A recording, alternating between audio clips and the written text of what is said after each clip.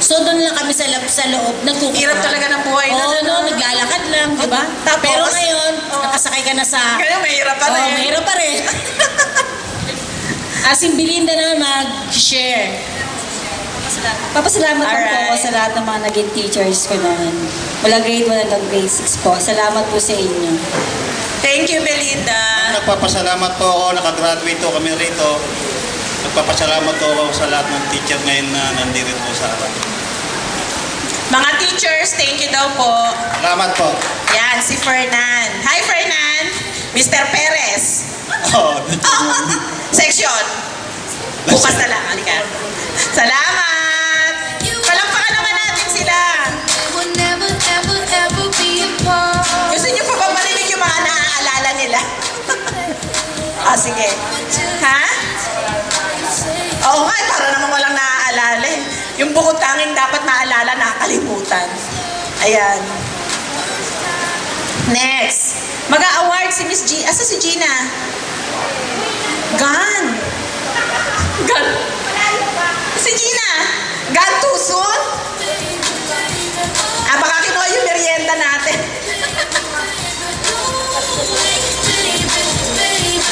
Bumigay award. Si Gina, alam niyo, napaka-creative ng mind. Parang may asawa, no? Hindi ko pa nga nalalaman, ba't di siya nag-asawa eh. Ayan. So, ito daw yung maagang nag-asawa. Pero meron ng anak na nakatapos ng pag-aaral. Ang pangalan daw niya ay 23 years old. Ayan. So, hindi halatang meron siyang 23. Kasi meron pa siyang 9 pieces na hair. Ay, siya ba yun? Ay, sorry. Si Kat Bunton pala yun. Pero ang maagang bumigay award is none other than Simeon Castro. Ayan, interview kita ulit. Lagot ka. Thank you for coming. Kwentuhan mo naman ako. Kwentuhan mo ako. Taga saan yung napangasawa mo? Taga-EMS. Taga-EMS din. EMS Barrio. Nagpupunta ako dati doon. Ayan. Kamusta na?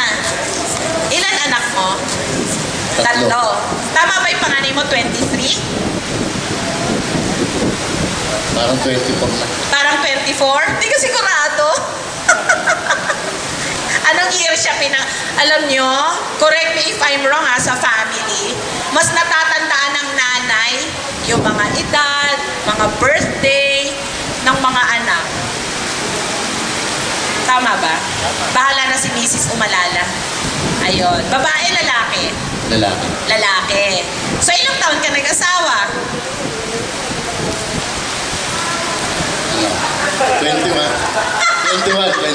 Si Simyo, pinapatawa talaga ako. Sigurado ka, 21 ka nag-asawa. So, 24 yung anak mo. Ilang taon ka ngayon? 45. Ayun! Si Bansa, nakita. Violenting MC naninipa. Ayan, so ito, award mo to ha. Lalahanin mo na natagpuan mo si Erwina Abanilla na gusto mong sapukin dahil sa kakulitan. Ayan, binibigay namin sa iyo to, lingon sa pinanggalingan. Thank you. Ayan, picture, a video. Salamat. Alam nyo, ganito talaga buhay dito eh. Kaliwat ka ng microphone lang. Diyos ko. Next! Haba ng Hair Award. Gina, anong ibig sabihin ng Haba ng Hair Award? Palay ko.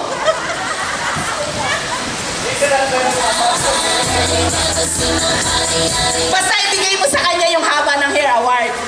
Paano ko i-explain? Diyos ko, hindi kaya ako makarating ng Mandaluyong nito.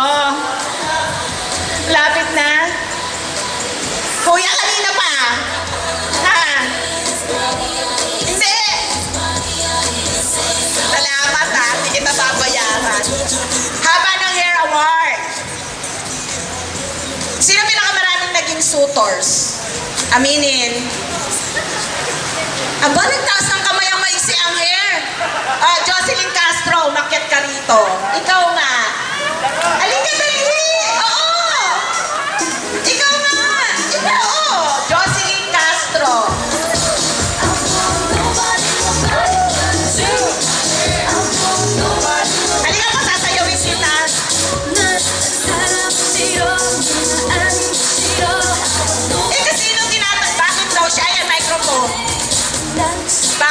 siya. Kasi tinatanong ni Gina ako, sabi niya, Wen, sino yung maraming naligaw nung elementary? Siyempre, hindi ako, sabi kong gano'n. Kaya ikaw na lang, kasi ayoko. Ikaw nga! Ah, sige, sino naligaw sa'yo? Ay, hindi na taga rito. Aminin mo na! Ah, sino crush mo? Wala. Hindi ka nagka-crush? Di ba sapphire ka? Meron. Sino? Yung dati si Father. Sino father? Yung Father dyan dati sa ano, sa... Oo, yun. Oo, naging crush ko yun. Oo. Sabi ni Nieves, ayun, crush ko din yun, joke.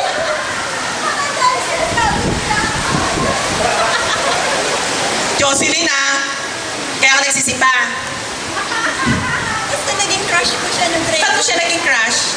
Grade ano? Grade 1. Grade 1? 7 years old, may crush ka na? What is crush? Pagkanga. Paghanga? Hindi nga. Hindi ako. Pagkareya! Nabubuko ako eh. Ha? Nabubuko ako. Diyos ko, basta pagkatapos itong pagkakataon na to, tapos na. Ayan, para lang military yan. What you see, what you hear. When you go, chismis there. Leave it here. Alika dito, lumapit ka. Ano? Hindi ko nga tinanggap yung award dahil ayoko mabuko. Ayoko na. Nahiya ako. Huwag mo akong sigawan. Umamit ka. Haba ng hair. Asan yung hair mo na mahaba? Wala na eh. Bakit? Eh, mahirap pag nanay na lang. Diyos ko, kuskus-kus ng kuskus sa bahay sa haba ng buhok. Bakit buhok mo ba pinangkukuskus mo?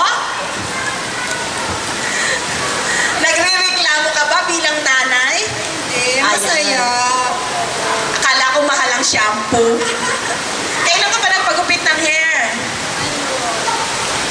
Grade 1 pa yung anak ko. Grade 1. Ano grade na siya ngayon? Third year college. Talaga? Love you, Jocelyn. Ayan, tanggapin mo ang haba ng hair award. Pag tinanong ng asawa mo anong ibig sabihin, sabi mo, literally, mahaba ang hair ko. Si Susan, tao ng tao. Congrats! Alam mo, pangarap kong magka-award ng ganyan. Next!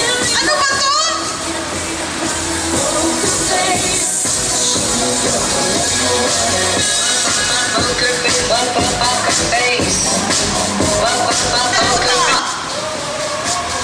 Hindi ko rin alam. Meron po tayong board of censors. Sabi niya, wag na lang daw. Hindi ko talaga ito kayang ipaliwanag.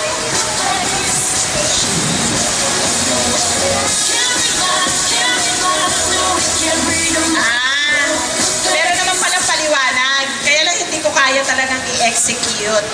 So, ipaki-claim mo na lang kay Gina. Kita nyo? Gusto nyo katingnan? Sino ba gusto tumingin dito? Hindi ko talaga kaya. Sorry, I really cannot explain.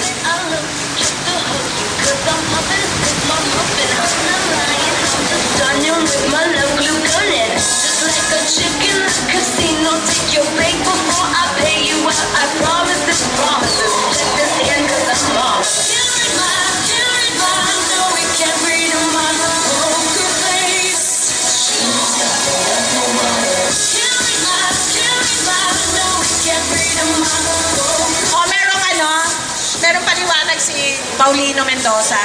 Pakipaliwanag sa barangay.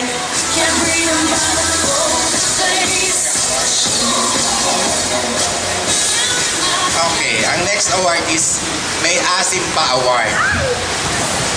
Pero ibig sabihin po nito is, hanggang ngayon, hindi nagbago yung itsura niya. Maganda pa rin siya. Basta, maganda siya. At ito ay ina-award ka